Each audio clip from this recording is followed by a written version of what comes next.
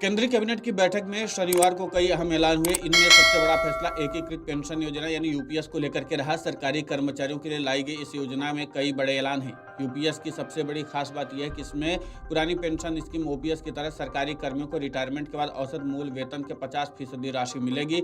हालांकि इसके लिए कई मानक और नियम भी तय किए गए हैं। केंद्रीय मंत्री अश्विनी वैष्णव ने कैबिनेट के फैसले की जानकारी दी। उन्होंने कहा कि हमने एकीकृत पेंशन योजना यानी यूपीएस को मंजूरी दे दी है। सरकारी कर्मचारी देश भर में सामान्य नागरिकों की सेवा करते हैं। रेलवे, पुलिस, डाक सेवा, चिकित्सा जैसी सेवा में देश भर में सरकारी कर्मचारी सामान्य नागरिकों को अपनी सेवाएं देते हैं। इसके अलावा समाज की एक व्यवस्था चलती है।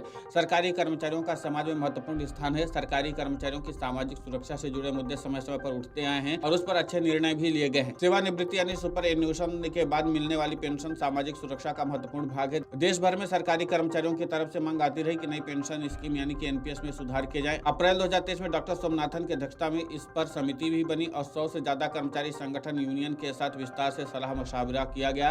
रिजर्व बैंक से बात की गई। राज्यों के वित्त सचिव, राजनीतिक नेतृत्व और कर्मचारी संघों ने भी अपने सुझाव दिए। इसके बाद समिति ने एकीकृत पेंशन योजना की सिफारिश की गई। कैबिनेट ने इस स्कीम को अनुमोदित कर दिया। यूपीएस अपनाने पर सुनिश्चित पेंशन मिलेगी। इसकी रकम सेवानिवृत्ति से पहले के 12 महीने के औसत मूल वेतन का 50% होगी। 25 वर्ष तक की सेवा पर ही ये रकम मिलेगी। 25 वर्ष से कम और 10 साल से ज्यादा की सेवा पर उसके अनुपात में पेंशन मिलेगी। किसी भी कर्मचारी के निधन से पहले पेंशन की कुल रकम 60% हिस्सा परिवार को मिलेगा। कम से कम ये 10 साल की सेवा के बाद 10,000 रुपए प्रति माह की न्यूनतम पेंशन सुनिश्चित होगी। महंगाई भत्तों को जोड़कर आज के हिसाब से ये रकम 15,000 रुपए के आसपास होगी। उपरोक्त तो तरह की पेंशन यानी सुनिश्चित पेंशन, पारिवारिक पेंशन और न्यूनतम पेंशन के मामलों में महंगाई राहत यानी कि डीआर के आधार पर इन्फ्लेशन इंडेक्सन भी मिलेगा। 6 महीने की सेवा के लिए वेतन प्लस डीए की 10% रकम का एकमुश्त भुगतान होगा। यानी अगर किसी व्यक्ति की सर्विस 30 साल की है तो उसे 6 महीने की सेवा के आधार पर एकमुश्त भुगतान होगा। केंद्र सरकार के 23 लाख कर्मचारियों को इसका फायदा मिलेगा। कोई एनपीएस में रहना चाहे तो उसमें भी रह सकता है। अगर यूपीएस अपनाना चाहे तो इसका विकल्प चुन सकता है।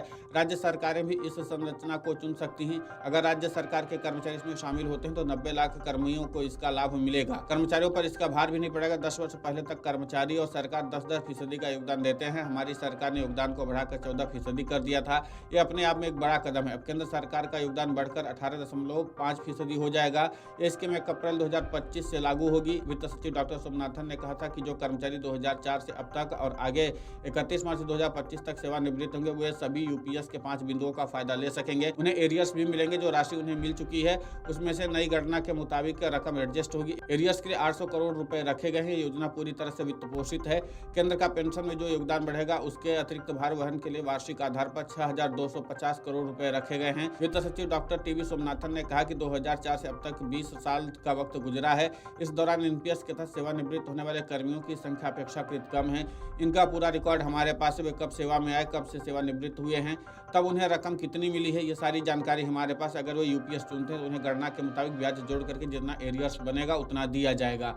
Video desk amarujala.com। अगर आप ये वीडियो YouTube पर देख रहे हैं तो हमारे चैनल को सब्सक्राइब करें और बेल आइकन को दबाना ना भूलें। अगर आप Facebook पर ये वीडियो देख रहे हैं तो हमारे पेज को लाइक करें।